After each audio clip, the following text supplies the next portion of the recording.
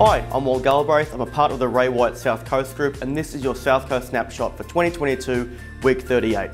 The snapshot's designed to give you a bite-sized breakdown of the real estate market overall, including local, regional and city-based information across Australia. All information is sourced from the AFR, leading economists and Twitter, alongside the Sydney Morning Herald.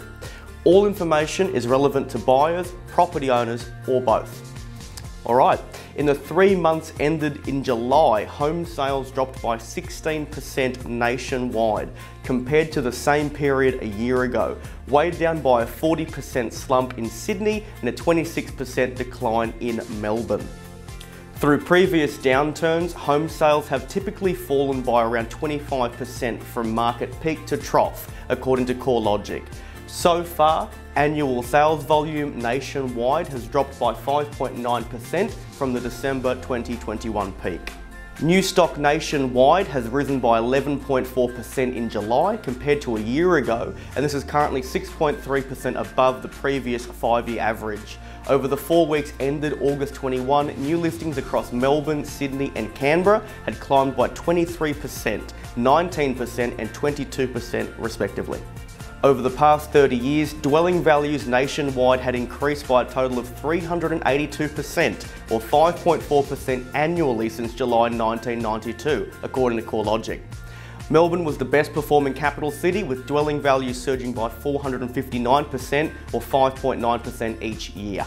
The portion of annual household income required to service a new mortgage nationally has increased to 44% in June, up from 40.4% in March.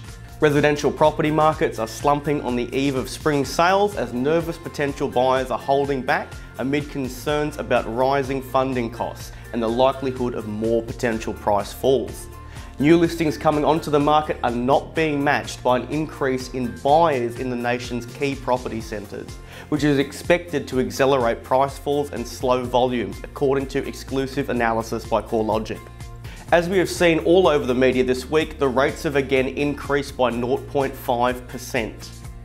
An important aspect to consider with interest rates increasing is current pre-approvals.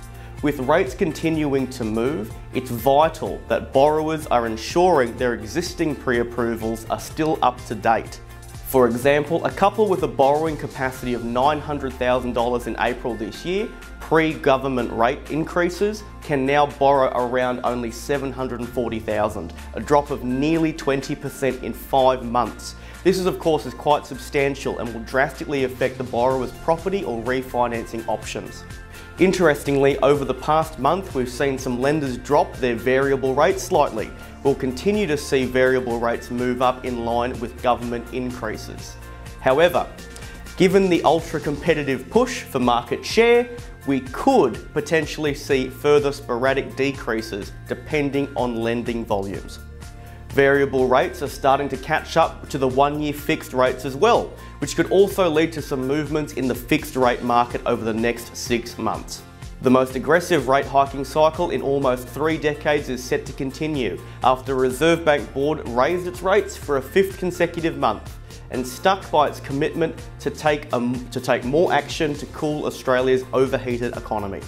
As widely expected, the Reserve Bank Board lifted the cash rate target by 50 basis points to 2.35% at its meeting on Tuesday. The cash rate is now at its highest level since December 2014 and is poised to increase further as the central bank seeks to tame soaring inflation, which is tipped to hit 7.8% by the end of the year.